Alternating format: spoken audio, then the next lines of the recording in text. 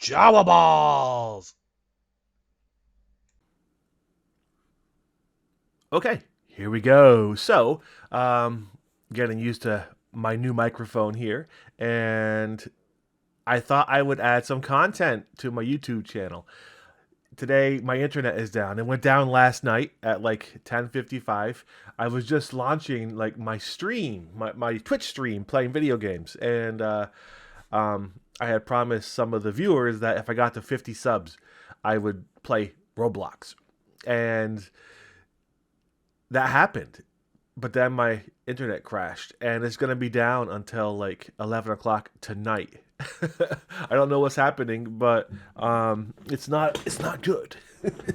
So we'll make do, and I'll make it happen. I promise that. So anyway, what I wanted to do right now was a little discussion about um, the Blood Angels and 10th edition and my thoughts. I know lots of people have already chimed in, um, you know, whatever. So here's my thoughts on what's going on with the Blood Angels. So first, it's exciting. I haven't really been this excited about a release in 40K in years and years.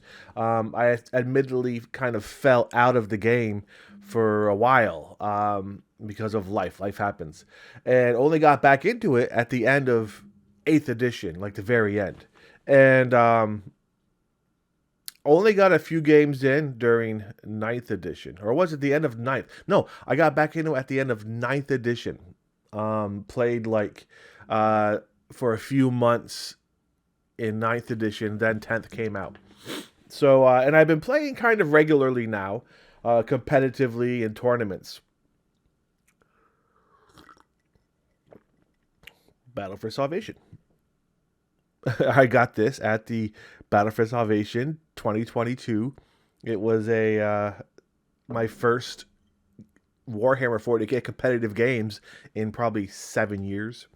So anyway, so Blood Angels. I've been kind of excited about their release. I've been painting a lot and really kind of enjoying the hobby again.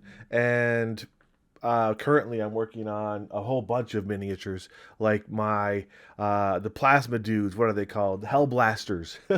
I haven't been painting much assault marines because of the new stuff coming out. I don't know exactly what it's all going to look like.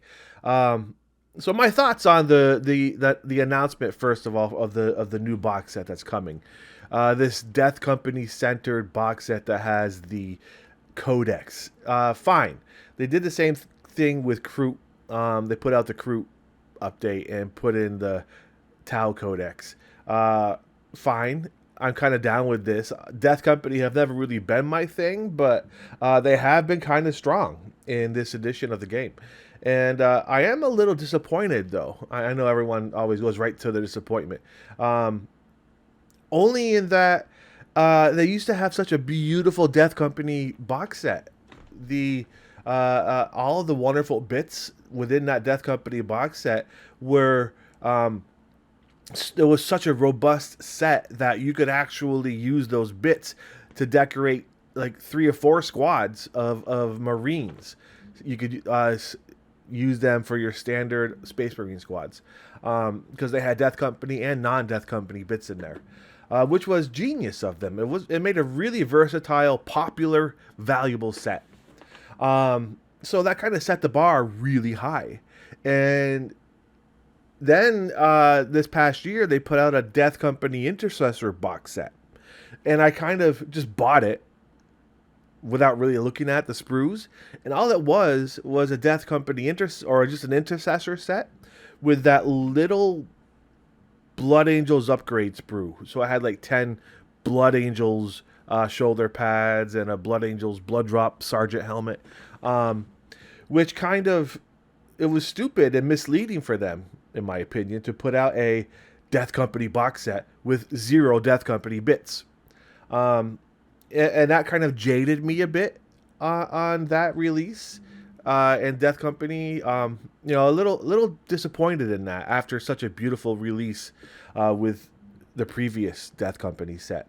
So, looking ahead into this new box set coming out. They say they included several sprues of parts, and the only picture they put was on the Warhammer community website. They put a picture of the what's going to be on the sprue. I guess that's everything, and I don't really see a whole lot of actual Death Company parts. Um, there's blood drops and there's stuff.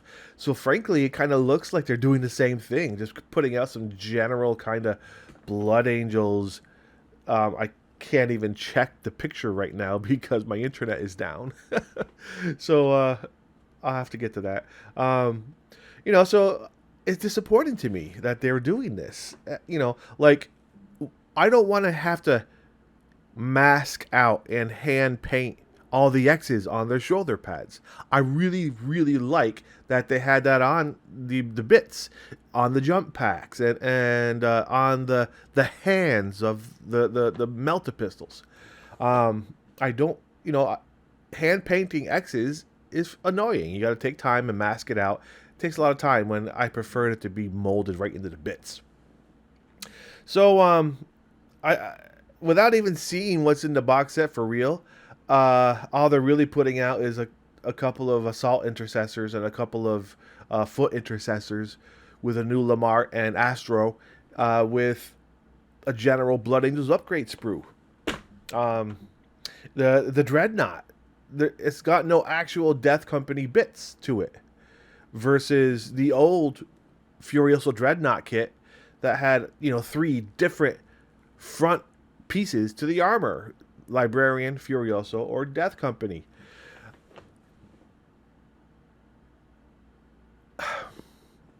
Anyway, it's disappointing to see this, and I hope they see this video. I hope someone there, I'm going to link it up and just tell them. They've had record years of profit, year after year. They're doing well. Games Workshop is not struggling in any way whatsoever. I know people always say this kind of stuff, but when you already have a high standard, it makes it very obvious when you stoop below that standard and you take shortcuts. So don't do that, Games Workshop. Stick with that standard you established. Continue making beautiful models like you do, but don't skimp on those. It would have taken you no real extra issue to create a really good sprue that had actual Death Company bits, Death Company chess pieces, mixed in with the Blood Angels, regular Blood Angels bits, like you did with the previous Death Company box. So that's my take on that. Yes, I've ordered the box. But I don't know what I'll be doing further. Frankly, what I did was I ordered a bunch of the old Death Company boxes, 3 of those. So now, mixed in with my bits I already have from all the ones I've opened over the last 10 years, I'm going to have plenty of Death Company shoulder pads and such to hold me over. So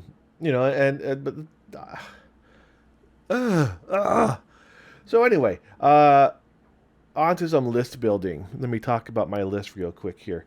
I will put this list in the chat down, or not in the chat, in the comments. But let's see. I use the Warhammer 40K app, which actually is a pretty decent app.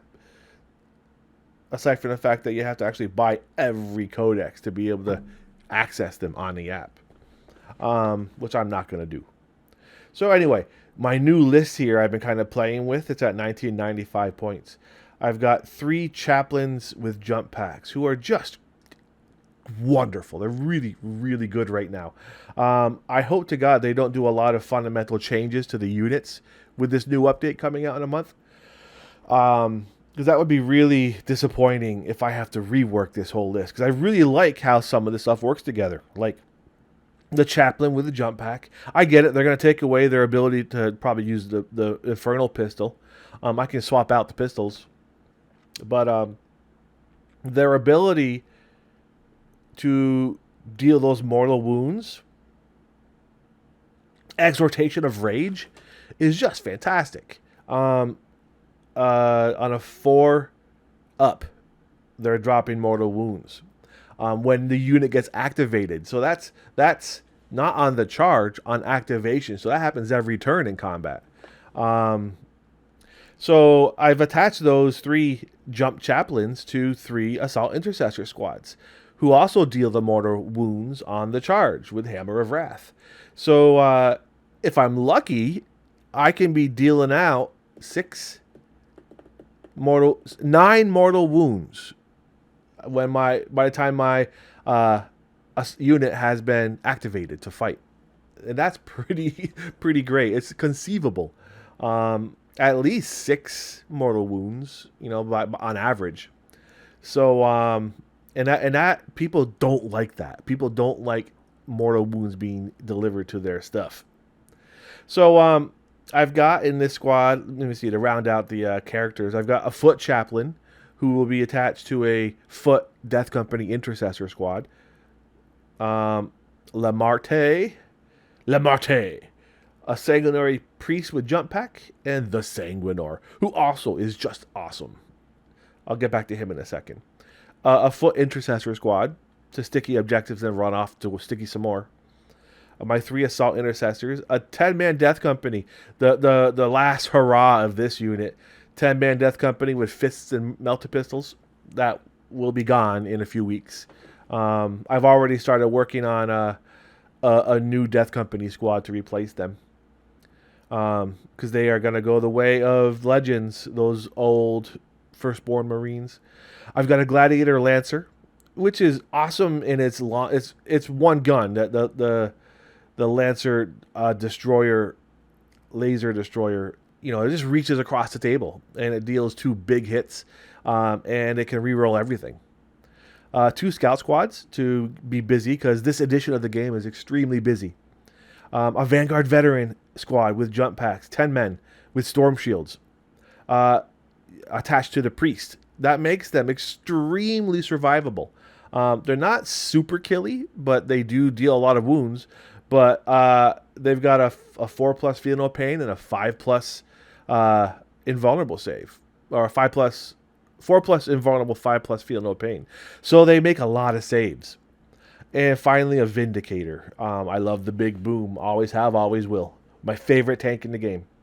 So that's what I've got. To get back to the Sanguinor, I just realized I had him on a 40-inch base. And I just realized his actual base, until the end of the month, is a 25 millimeter base, 40 millimeter. 25 is the small base that they used to come on, Marines used to come on. So that makes such a world of difference, because now you can drop him anywhere.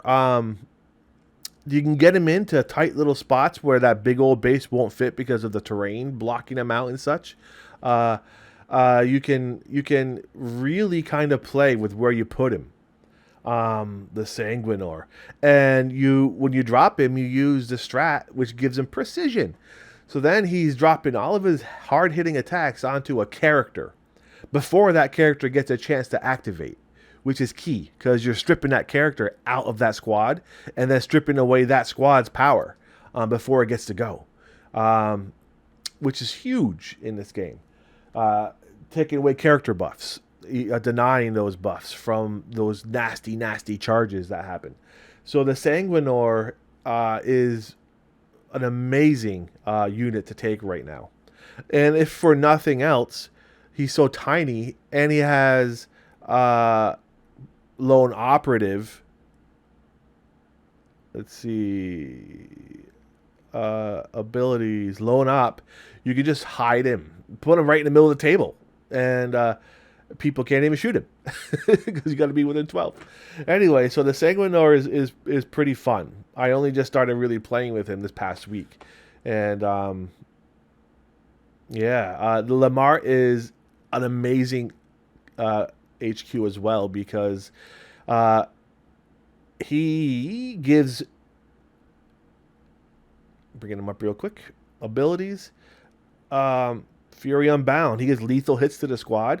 When he's attached to a Death Company fist squad, it's not all that big a deal, but it's going to matter in a few weeks, because that squad's going to have chainswords, and you're going to want to be using the lethal hits to fish for sixes now. So you can re-roll all hits with lethal hits. So you roll the dice, take the sixes out, pick up all the other dice, regardless of whether or not they hit, and roll them again. Take the hits, because you can re-roll from being Death Company. Take the sixes out; those are auto wounds, and then you roll to wound. People don't like that, but that's just how it is. That's the rule. It's meant to be like that for a reason.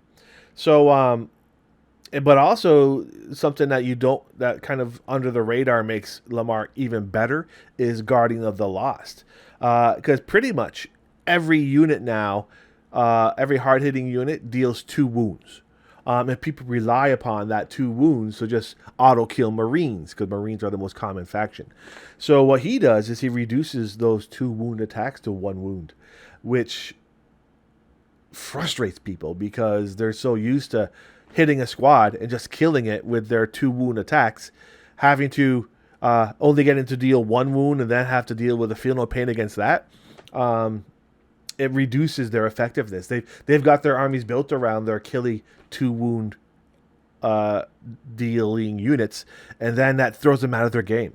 As I've always kind of maintained in 40K, the game's all about throwing your opponent out of his game plan while playing yours. So Lamar is great. So I'll be using him, provided that his rules don't change. I'll be attaching him to a 10-man squad of Death Company with chainswords. And they will still be dealing out all kinds of wounds and hopefully living for a while. So he'll still be in my army. I don't know if they're going to keep the priest in the new codex that comes out, the sanguinary priest with the jump pack. It would be terrible if they take him out. He's been a staple of the Blood Angels since they got their hardcover codex back in like 6th edition, I think it was. They were using a PDF before that. But when they put out the book and they created the Venn diagram of Doom, where you had the priest giving out his area of effect for Feel No Pain. You could take 3 of them. And they had Dante giving out his area effects. Actually, I forget. Could you buy them as upgrades? I think you bought them as upgrades. I don't remember. Anyway, in the last few years, they've kind of greatly diminished the strength of the sanguinary priest. They've never even put out a priest with a jump pack model, but I always like to convert them. In fact, some of my favorite models I've ever made were conversions of sanguinary priests. So I'll be sad to see them go, and I'll also, Feel No Pain is like a Blood Angel staple. Take away their last ability to really have that, aside from with the Death Company. What are they going to do? You're greatly changing the Blood Angels, Games Workshop. I know the books are printed and it's all said and done, but you're going to get some angry emails if you take away the priest, because they're like them and the Baal Predator, which I also fear is on its way out. They're some of the most iconic Blood Angels units. I imagine that they're going to put out like a new Storm Speeder variant or a new Gladiator tank variant that has the Baal pattern. So they'll put out a Gladiator tank that has the Flame Storm turret and the Flame responses to replace the Baal Predator. That would make sense, but we'll see. Oh my God, this video just almost hit 20 minutes. I only meant to talk like 5 minutes. I guess I just can't stop myself. Well, all right. Well, I'll carry on from here. Next time, I think maybe I'll make some tactic videos on how these units work to show this off. So I'm going to try to upload videos every day, at least like little 5-minute videos. So until the next one, have a great day. More to come. I'll see you soon. Bye-bye.